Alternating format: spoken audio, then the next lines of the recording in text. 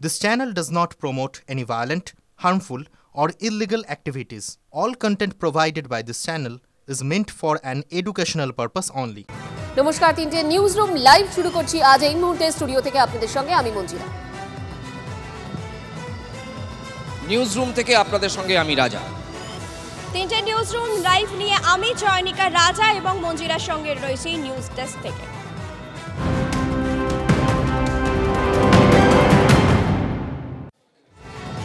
আর তিনটে news room লাইভে শুরুতেই চোখ রাখবো অত্যন্ত গুরুত্বপূর্ণ একটি খবরে। সংগঠনে আমি শেষ কথা, আরও একবার বার্তা তৃণমূল সুপ্রিমো মমতা বন্দ্যোপাধ্যায়ের। পরিষদীয় দলের বৈঠকে তিনি আরও একবার স্পষ্ট করলেন তিনি শেষ কথা। পাশাপাশি বিধানসভা ভোটের প্রস্তুতি শুরুরও নির্দেশ দিয়েছেন রাজ্যের মুখ্যমন্ত্রী মমতা বন্দ্যোপাধ্যায়। এবং ইন্টারেস্টিংলি একটা বিষয় বর্তমান পরিস্থিতিতে দাঁড়িয়ে তিনি বলেছেন 2026 সালে 2/3 মেজরিটি নিয়ে আবার তার দলই ক্ষমতায় আসবে। কথা বলবো, আমাদের সঙ্গে রয়েছেন আমাদের প্রতিনিধি সৌরভ গুহ। সৌরভ, যদি অন্য সময় হতো হয়তো বা এতটাও তাৎপর্যপূর্ণ হতো না তার এই মন্তব্য, কিন্তু বর্তমানে দাঁড়িয়ে কয়েকদিন আগেই আমরা দেখেছি দিল্লির রেজাল্ট বেরিয়েছে এবং তারপর ধর্মেন্দ্র প্রধানের বক্তব্য যে আমরা একেবারে ওয়াইপ আউট করে দেবো তৃণমূল কংগ্রেসকে, আমরাই ক্ষমতায় আসবো। এবং সেখানে দাঁড়িয়ে রাজ্যের মুখ্যমন্ত্রী আজ আবারও বলছেন কনফিডেন্টলি 2026-এ 2/3 মেজরিটি নিয়ে আমরাই ফিরব। কিভাবে ব্যাখ্যা করবে?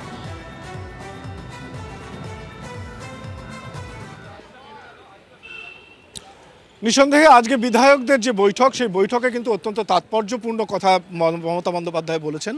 দিল্লির নির্বাচনে জয়লাভ করেছে বিজেপি, যেমনটা তুমি বললে, ধর্মেন্দ্র প্রধানের মতো নেতারা, শীর্ষ নেতারা বিজেপির, তারা বাংলায় এসে বলছেন যে 2026-এ তারাই ক্ষমতা দখল করবেন।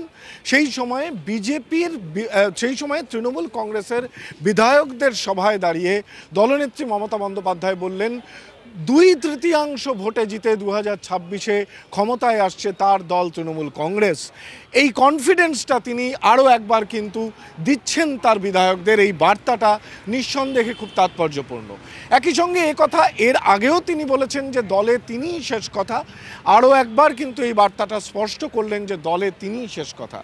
পাশাপাশি যেটা আজকের বৈঠকে অত্যন্ত তাৎপর্যপূর্ণ, আজকের এই 10ই ফেব্রুয়ারিকে আমাদের মনে রাখতে হবে, তার কারণ বুথ লেভেল সংগঠনকে জোরদার করে বিভিন্ন শাখা সংগঠনের ব্লক কমিটির নামের তালিকা 25শে ফেব্রুয়ারির মধ্যে চেয়ে পাঠিয়ে মমতা বন্দ্যোপাধ্যায় আজকের বৈঠক থেকে একটা কথা বুঝিয়ে দিলেন, আজকের এই 10ই ফেব্রুয়ারি থেকেই কিন্তু আগামী 26-এর বিধানসভা নির্বাচনের প্রস্তুতি শুরু হয়ে যাবে। অর্থাৎ 2/3 মেজরিটি নিয়ে যদি 2026 সালে তৃণমূল সরকার গঠনও করে তবে তার নেতৃত্বেই আবার সরকার ক্ষমতায় আসবে। অনেক ধন্যবাদ সৌরভ।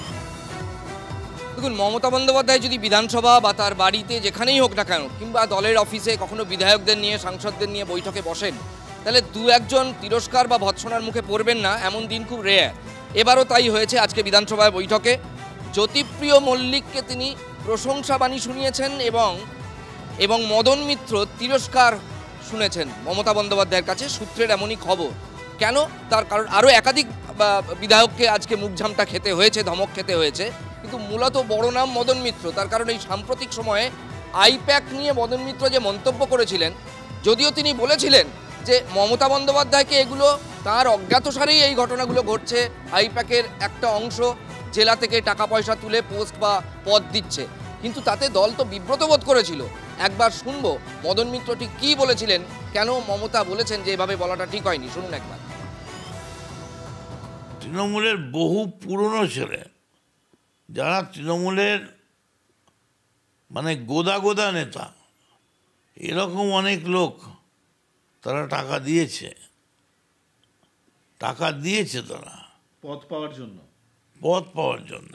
তো এর সঙ্গে মমতা ব্যানার্জির কোনো যোগাযোগ নেই। ঠিক, আমি মমতা ব্যানার্জিকে সম্পূর্ণ অন্ধকারে রেখে কাজ করা হয়েছে। প্যাকওয়ালাদের এই প্যাক আপ মানে যে মাল গোটাও প্যাক আপ, এটা আমরা বুঝতে পারিনি।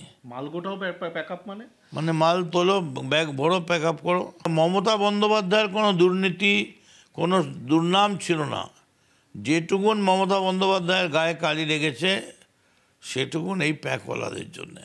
আর এই প্যাকওয়ালাদের জন্যেই বাংলার বাইরে থেকে কিছু গুজরাটি, কিছু মারোয়ারি, কিছু তোমার দিল্লি তোমার কিছু অন্যান্য স্টেট, সাউথ ইন্ডিয়া, এইসব জায়গা থেকে সুযোগ সন্ধানী একদল এলো। মদন মিত্র কিন্তু দেখুন মমতা বন্দ্যোপাধ্যায়কে কনফিডেন্সে রেখেই কথাটা বলেছিলেন, অর্থাৎ তিনি কোথাও বলেননি যে মমতা এগুলো সব জানতেন। তার তীর কোন দিকে ছিল আশা করি বাংলার মানুষ এতদিনে সেটা স্পষ্ট বুঝে গেছেন, বহুবার আমরা দেখিয়েছি। এবার দেখুন প্রশ্ন হচ্ছে, বালুর তিনি প্রশংসা করলেন, মুখ্যমন্ত্রী বলেছেন জ্যোতিপ্রিয়কে জোর করে জেলে ঢোকানো হয়েছিল, রেশন দুর্নীতি কিছুই হয়নি, অর্থাৎ তার সার্টিফিকেট। কিন্তু সেটা খবর না, খবরের ভেতরে খবর আছে।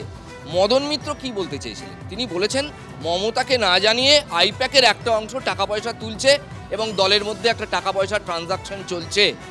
আর মমতা বন্দ্যোপাধ্যায় বলেছেন দল আমি চালাবো, একবার নয় সত্যি 3বার বললেন, একবার বাড়ির বৈঠকে, বিধানসভায় 2টো বৈঠকে এই সাম্প্রতিক সময়ে। এক অর্থে দেখতে গেলে কিন্তু মমতা বন্দ্যোপাধ্যায়কে মদন মিত্ররা এটা আবদার করছেন যে দলটা প্লিজ আপনি দেখুন, নইলে উঠে যাবে, আইপ্যাকের হাতে ছাড়বেন না। আমি কথা বলবো আমাদের প্রতিনিধি এবং আমার সতীর্থ তন্ময়ের সঙ্গে। তন্ময়, ওপরে মনে হচ্ছে তিরস্কার, কিন্তু কোথাও কি মদন মিত্র অ্যান্ড প্রবীণ নেতা যারা এইসব কর্পোরেট কালচার বা আইপ্যাক চায় না, তাদেরকেই লাইনে মমতা সায় দিচ্ছেন না?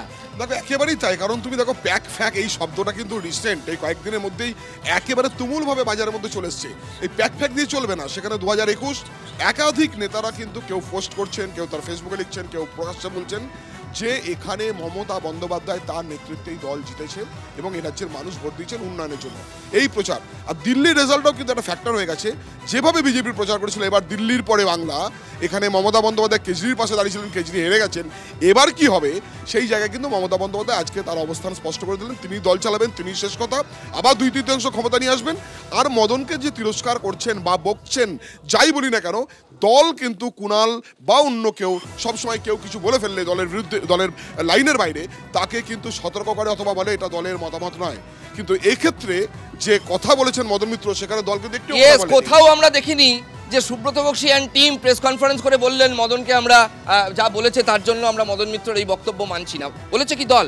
একেবারে বলেনি, একবারের জন্য বলেনি। তাহলে কি কোথাও ওই বিষয়টাকে সাপোর্ট করে যে তুমি ভাই বেশি বলো না, কোথাও একটা সামনাসামনি একটু বকে দিয়ে বাকি অংশটাকে সাপোর্ট করে ক্ষমা করে দেওয়া, সেটাও কিন্তু একটা রাজনৈতিক চাল বলা যায়। এটা আরেক ধরনের ব্যাখ্যা হতে পারে। আরেকটা কথা আপনাদের বলে দিই অবশ্যই পরের খবরে যাওয়ার আগে, এই যে মমতা বন্দ্যোপাধ্যায় আজকে বললেন 2/3 মেজরিটি নিয়ে আমরাই ফিরবো, মনে করা হচ্ছে, ওয়াকিবহাল মহল মনে করছে দিল্লির এরকম ম্যাসিভ বিজেপির জয়ের পর, আপের হারের পর মমতা বন্দ্যোপাধ্যায় এ রাজ্যের বিজেপির যাতে ছাতি না ফুলে যায় এবং তার দলের লোকজন যাতে মানসিকভাবে দমে না যান তৃণমূল কংগ্রেস কর্মীরা, সেই জন্যই একটা বুস্টার ডোজ দিলেন।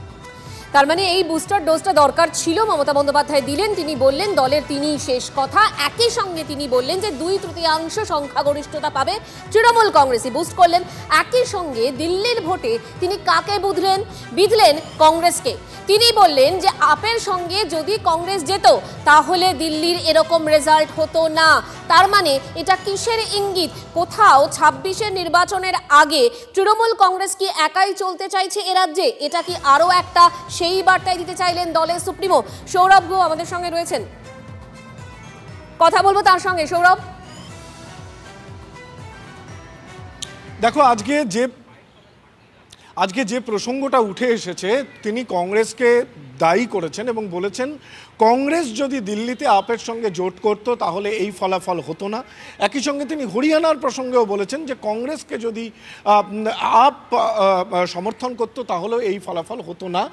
বাংলায় আমরা ভালো আছি, একাই আছি, এই মন্তব্যের ব্যাখ্যার জায়গা থেকে নিঃসন্দেহে একটা উঠে আসছে যে যখন প্রদেশ কংগ্রেস সভাপতি শুভঙ্কর সরকারকে করা হয়েছিল, অনেকেই মনে করেছিলেন যে 2026-এ কি তাহলে কংগ্রেস তৃণমূল কংগ্রেস অনেকটা কাছাকাছি আসতে পারে। এটা কি তারই প্রক্রিয়া? তার আগে দিল্লির নির্বাচনের পরিপ্রেক্ষিতে কংগ্রেসকে কাঠগড়ায় দাঁড় করিয়ে কি মমতা বন্দ্যোপাধ্যায় জোটের সম্ভাবনা নস্যাৎ করলেন? মনে রাখতে হবে এখনো 1 বছর বাকি এবং এই জোটের প্রক্রিয়াটা গোটাটাই দিল্লি থেকে হাইকমান্ডের সঙ্গে মমতা বন্দ্যোপাধ্যায়ের বৈঠকের মাধ্যমেই স্থির হবে। তবে আপাতত দিল্লির পরিপ্রেক্ষিতে যে কংগ্রেস আপের এই জোট হলে যে এই দুর্ঘটনা এড়ানো যেত এবং বাংলায় তারা একাই রয়েছে, এই বার্তাটা অন্তত স্পষ্ট। সৌরভ, আপাতত তোমাকে ধন্যবাদ। আরো একটি গুরুত্বপূর্ণ খবর এই মুহূর্তে নজর রাখতে হচ্ছে মঞ্জিরা এবং রাজা। তা হচ্ছে আমরা সবাই জানি যে সুপ্রিম কোর্টে আজ 26,000 চাকরি বাতিল মামলা শুনানি ইতিমধ্যেই শুরু হয়ে গিয়েছে এবং যোগ্য অযোগ্য পৃথকীকরণ যে সম্ভব হচ্ছে না সেটা স্পষ্টতই জানিয়ে দেওয়া হয়েছে চাকরিজীবীদের আইনজীবীর তরফ থেকে। এসএসসি বারবার বলেছে তারা যোগ্য অযোগ্য আলাদা করতে পারছে না। এসএসসি রাজ্য সরকার কোনো সদুত্তরও দিতে পারেনি। যোগ্য অযোগ্য সংখ্যা কত তাও বলতে পারেনি সওয়াল বঞ্চিত চাকরি প্রার্থীদের আইনজীবী। এদিকে ওয়াই চ্যানেলে যারা আন্দোলন চালিয়ে যাচ্ছেন তাদের কি প্রতিক্রিয়া জানতে চলে যাব আমাদের প্রতিনিধি সুমন মহাপাত্রের কাছে। সুমন, এই যে যোগ্য অযোগ্য আলাদা করা যাচ্ছে না, এটা এক মারাত্মক সমস্যা। তার কারণ যোগ্য যারা, যদি পুরো প্যানেল বাতিল হয় তারাও তো বাতিল হয়ে যাবে। দেখো, সুপ্রিম কোর্টের কয়েকটা মেজর ডেভেলপমেন্ট আগে বলে দিই। প্রথমত, বঞ্চিত চাকরি প্রার্থীদের আইনজীবীরা সওয়াল করে বলছেন যে যোগ্য অযোগ্য পৃথকীকরণ অসম্ভব, এসএসসি একবারও ডেটা দেয়নি। অন্যদিকে সিবিআই আজকে জানিয়ে দিয়েছে যে তারা পঙ্কজ বানসালের কাছ থেকে যে ডেটা উদ্ধার করেছে সেই ডেটা একেবারে অথেন্টিক, অর্থাৎ যোগ্য অযোগ্য আলাদা করা সম্ভব, এই পক্ষে সওয়াল করছে সিবিআই। অন্যদিকে এসএসসির আইনজীবী, তাকে প্রধান বিচারপতি কিছুক্ষণ আগে প্রশ্ন করেছিলেন যে আপনারা কি বলছেন, কোন কোর্সে কতজনকে নিয়োগ করেছেন তার ব্রেকআপ দিতে পারবেন, যোগ্য অযোগ্যের ব্রেকআপ দিতে পারবেন। সেইখানে অবশ্য এসএসসির আইনজীবী জয়দীপ গুপ্ত তিনি জানিয়েছেন যে আমরা যে অ্যাপ্লিকেশন ফাইল করেছি তার মধ্যে এই পৃথকীকরণ রয়েছে। অর্থাৎ এসএসসি আজকে সুপ্রিম কোর্টে গিয়ে বলছে কোথাও যোগ্য অযোগ্য পৃথকীকরণ সম্ভব। এতদিন হাইকোর্টে সেই কথাটা বলেনি বলেই কিন্তু এই পরিস্থিতি তৈরি হয়েছিল, এমনটাই তাদের বক্তব্য। আমি তোমাকে একটু ওয়াই চ্যানেলের ছবি দেখাবো। এখানে যে শিক্ষকরা রয়েছেন তারা কিন্তু লাগাতার এই সুপ্রিম কোর্টের হিয়ারিংয়ের দিকে চোখ রেখেছেন এবং তারা পরিষ্কারভাবে জানতে চাইছেন কি পরিস্থিতি হচ্ছে, কোন দিকে মামলা এগোচ্ছে। আমি একটু কথা বলবো তাদের সাথে, যে শিক্ষকরা রয়েছেন। এসএসসির আইনজীবী বলছেন যে তারা যোগ্য অযোগ্য পৃথক করে জমা দিয়েছেন সুপ্রিম কোর্টে। হ্যাঁ, লিস্ট তো জমা হয়েছে, কিন্তু সেই লিস্টটাকে মান্যতা দেওয়া, এই যে বিষয়টা, এই বিষয়টার উপরে জোর দেওয়া হয়নি। অন্যদিকে সিবিআই বলছে পঙ্কজ বানসালের ডেটা একদম ঠিক, তাহলে কোথাও যোগ্য অযোগ্য পৃথকীকরণ সম্ভব, সেই দিকে ইঙ্গিত। অবশ্যই সম্ভব, এবং সেই যোগ্য অযোগ্য লিস্ট পৃথকীকরণ হয়ে গেছিল অলরেডি। মানে অভিজিৎ গাঙ্গুলির, জাস্টিস অভিজিৎ গাঙ্গুলি যে রায়টা দিয়েছিল তাতে তো অযোগ্যরা বাদ চলে গেছিল। কিন্তু বঞ্চিত চাকরি প্রার্থীদের আইনজীবী বলছেন যোগ্য অযোগ্য পৃথকীকরণ সম্ভব নয়, পুরো প্যানেল বাতিল করতে হবে। এটা তো মানে কোর্টকে আর কি মানে মিসগাইড করা, তাছাড়া অন্য কিছুই নয়। দেখো, এই ধরনের তিনটে মন্তব্য উঠে আসছে, কিন্তু আইনজীবী বিভা মাখিজা তিনি অবশ্য বলেছেন যে পঙ্কজ বানসালের কাছে যে ডেটা রয়েছে সেই ডেটা যা সিবিআই উদ্ধার করেছে তার উপর নতুন মেরিট লিস্ট তৈরি করা যেতে পারে। অর্থাৎ একাধিক পসিবিলিটিস এই মুহূর্তে সুপ্রিম কোর্টে প্রধান বিচারপতির সামনে। আমাদের সকালের নজর আপাতত সেই দিকেই রয়েছে। তোমাকে ধন্যবাদ। সুমনের সঙ্গে কথা বলছিলাম, সুমন সরাসরি ছিলেন ওয়াই চ্যানেল থেকে। সাম্প্রতিক সময়ে রাজ্যের নানা প্রান্তে, কখনো দক্ষিণ 24 পরগনায়, কখনো পশ্চিমাঞ্চলে অর্থাৎ জঙ্গলমহলে বাঘের দেখা পাওয়া যাচ্ছে, কোথাও পায়ের ছাপ। এবার কিন্তু ভয়ানক ঘটনা ঘটলো, যে ছবি আপনাদের আমরা সকাল থেকে দেখাচ্ছি। মইপিঠে, দক্ষিণ 24 পরগনার মইপিঠে এবার একেবারে বাঘে মানুষের লড়াই, যা শেষ পর্যন্ত প্রায় জমে মানুষের লড়াইয়ের মতো জায়গায় পৌঁছে গিয়েছে। অত্যন্ত মর্মান্তিক এই ছবি আমরা দেখাতে বাধ্য হচ্ছি। একজন বনকর্মী, তিনি মারাত্মকভাবে জখম হয়েছেন। স্থানীয় হাসপাতাল থেকে তাকে এসএসকেএমে নিয়ে আসা হয়েছে এবং এই মুহূর্তে কিন্তু অবস্থা অত্যন্ত আশঙ্কাজনক বলে মনে করা হচ্ছে। অত্যন্ত মর্মস্পর্শী এই ছবি। কতটা রিস্ক নিয়ে বনকর্মীরা কাজ করেন এখান থেকেই তো এটা স্পষ্ট। বাঘ যাতে লোকালয়ে না আসতে পারে সেই জন্য কোর এরিয়ায় জাল লাগাতে গিয়ে বাঘ ডোরাকাটা সেখানেই ছিল এবং অতর্কিতে ঝাঁপিয়ে পড়ে। প্রচুর চেষ্টা করেছেন সাধারণ মানুষ এবং বনকর্মীরা, অন্য বনকর্মীরা তার কলিগকে বাঁচানোর। শেষ পর্যন্ত মারাত্মকভাবে জখম হয়েছেন তিনি।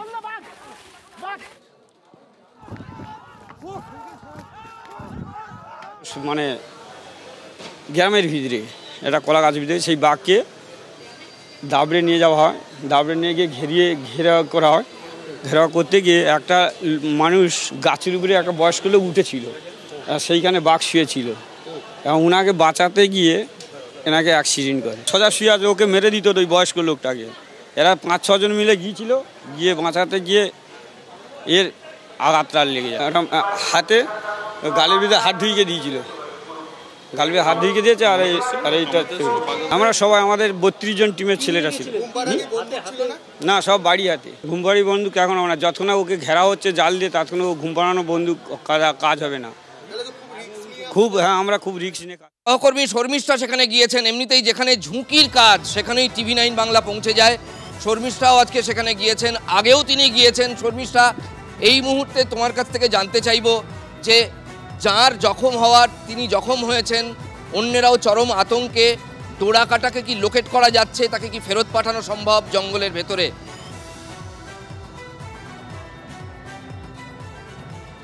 একদম। দেখো রাজা, আমি একটা কথা বলতে পারি, এই এলাকায় এসে আতঙ্ক অবশ্যই রয়েছে, তার পাশাপাশি সাধারণ মানুষের মধ্যে যেন উৎসাহও রয়েছে। আমি যদি এদিকে ছবিটা দেখাতে বলি, দেখো প্রচুর মানুষ দূর দূরান্ত থেকে এসেছেন কি না বাঘ দেখবেন। আর বাঘ ঠিক কত দূরে রয়েছে আমি তোমাকে একটুখানি দেখাবো। দেখো ঠিক সামনের দিকে, মানে মাত্র আমি 10-12 পা যদি হাঁটি, 10-12 পা হাঁটলে এই যে ফেন্সিং দিয়ে ঘেরা আছে আর ওখানে যে ছোট ঝোপঝাড় মতো আছে ওইখানেই কিন্তু বাঘ রয়েছে, কারণ সেখানেই বাঘ ঘাপটি মেরে রয়েছে। আর ওই যে ব্যক্তিকে আমরা দেখেছি যে যিনি ভয়ে ওই বাঘ আসছে আওয়াজ শুনেই গাছের ডালে উঠে গেছিল, একেবারে গাছের মগ ডালে উঠে গিয়েছিল, সেই ব্যক্তি যথেষ্ট এই মুহূর্তে অসুস্থ হয়ে পড়ে রয়েছেন। তার কাছে আমরা অবশ্যই যাব, তাকে অবশ্যই আমরা ট্র্যাক করবো, কিন্তু তার পরিচিতরা এই মুহূর্তে রয়েছে। ওনার নাম কি? ভীম মণ্ডল। মানে হঠাৎ করে গাছে উঠতে গেল কেন, কি শুনেছেন? ওই নদীর ওই সাইড থেকে বাঘ দৌড়ে আসছে, বনকর্মীরা ওর পিছনে ধাও করে আসছে, বলছে বাঘ বাঘ বাঘ চিৎকার করে আসছে লোকালের ভিতরে। তখনই ওর কাছাকাছি চলে এসছে, ওই ভয়ে আতঙ্কে গাছে উঠে গেছে। গাছে উঠে গেছে কেন? বাঘ তো গাছে উঠলেও, মানে গাছে যদি উঠে যেত তখন সেখান থেকে কোথায় পালাতো? হঠাৎ আতঙ্কে বাঘে গাছে উঠে গেল কেন? মানুষের মনে আতঙ্ক এসে গেলে কোথায় যাবে, কোথায় কি করবে তার কোনো মনে আসে না।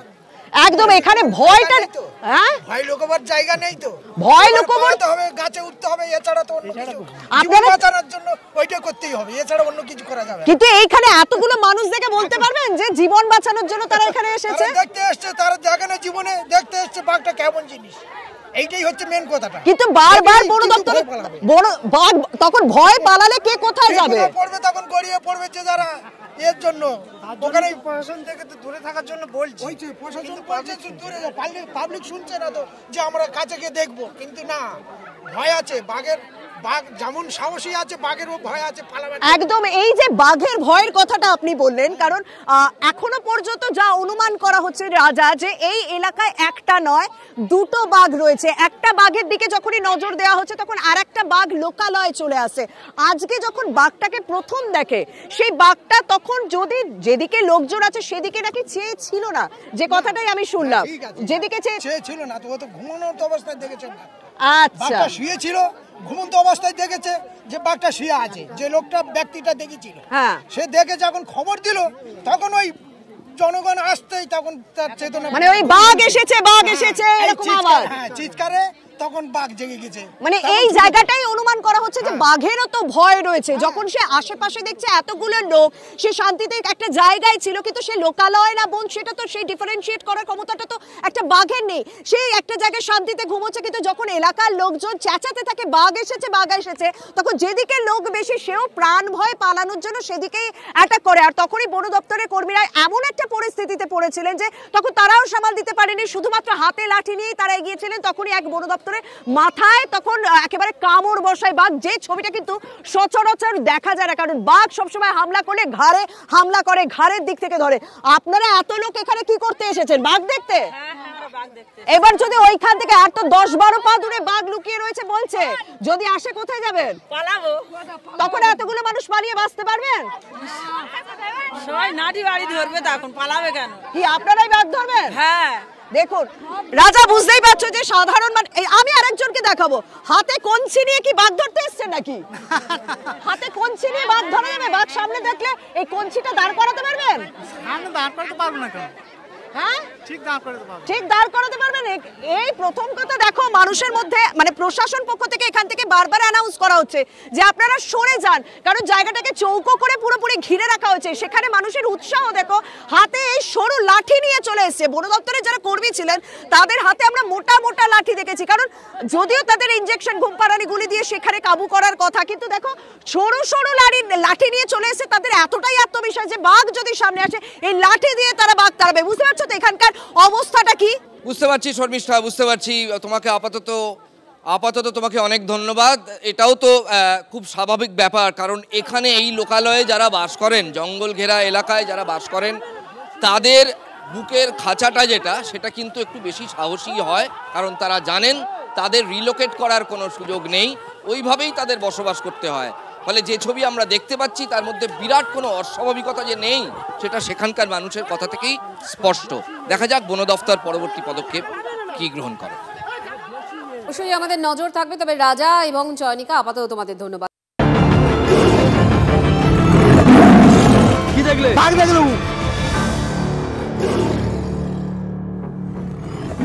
ব্রেকে যাওয়ার আগে মইপিটের ছবি আপনাদের দেখাচ্ছিলাম, যেখানে আতঙ্ক রয়েছে, একই সঙ্গে উৎসাহ রয়েছে সাধারণ মানুষের।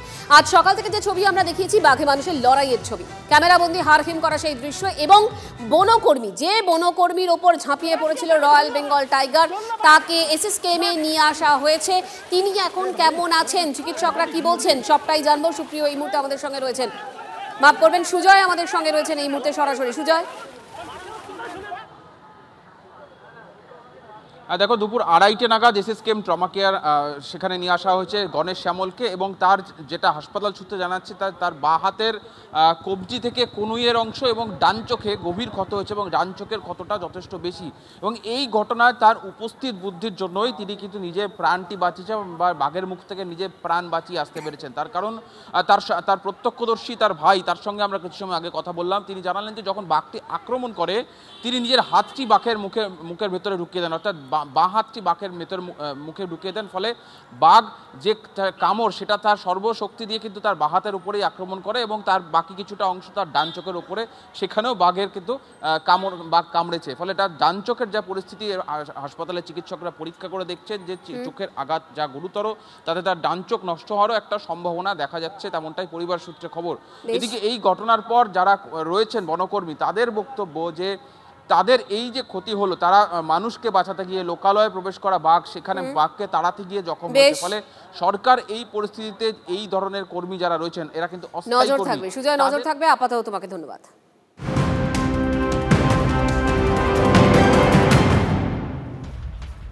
কলকাতা পুরসভায় বাংলাদেশি সন্দেহে আটক আরও এক, জিজ্ঞাসাবাদ করা হচ্ছে সন্দেহভাজন রফিকুল ইসলাম বিশ্বাসকে। কি জানা যাচ্ছে? শান্ত এই মুহূর্তে আমাদের সঙ্গে রয়েছেন, আমাদের প্রতিনিধি শান্ত। একদমই, দেখো আজকে কলকাতা পুরসভায় এই রফিকুল ইসলাম বিশ্বাস নামের ব্যক্তি আসেন এবং তিনি পাসপোর্টের বিভিন্ন কাজ এবং বার্থ সার্টিফিকেট সেকশনে আসেন। তখন তার কাছে যখন খোঁজখবর শুরু হয়, তখন তার নথি যখন খতিয়ে দেখা শুরু হয়, তখন দেখা যায় যে পাসপোর্ট এবং আধার কার্ডের এবং অন্যান্য যে নথি রয়েছে সেগুলো কোনো মিল পাওয়া যাচ্ছে না। এরপরই তাকে যখন আটক করে জিজ্ঞাসাবাদ শুরু হয়, তখন সে জানায় সে বাংলাদেশের বাসিন্দা এবং আধার কার্ড ভোটার কার্ড সব কলকাতা থেকেই করেছিল এবং সেই অনুযায়ী পাসপোর্ট তৈরি করা হয়েছিল, কিন্তু কোনো নথি সঠিকভাবে মিল না থাকায় নিউ মার্কেট থানা তাকে আটক করেছে এবং থানায় নিয়ে যাওয়া হয়েছে। কিভাবে সে পাসপোর্ট তৈরি করলো, আধার ভোটার কার্ড তৈরি করলো, সেটা খতিয়ে দেখা হচ্ছে। যদিও সেই ব্যক্তি জানিয়েছে যে তার পাসপোর্ট সত্যিকারের আসল এবং তাকে করা হচ্ছে, তাকে ধন্যবাদ তোমাকে শান্ত।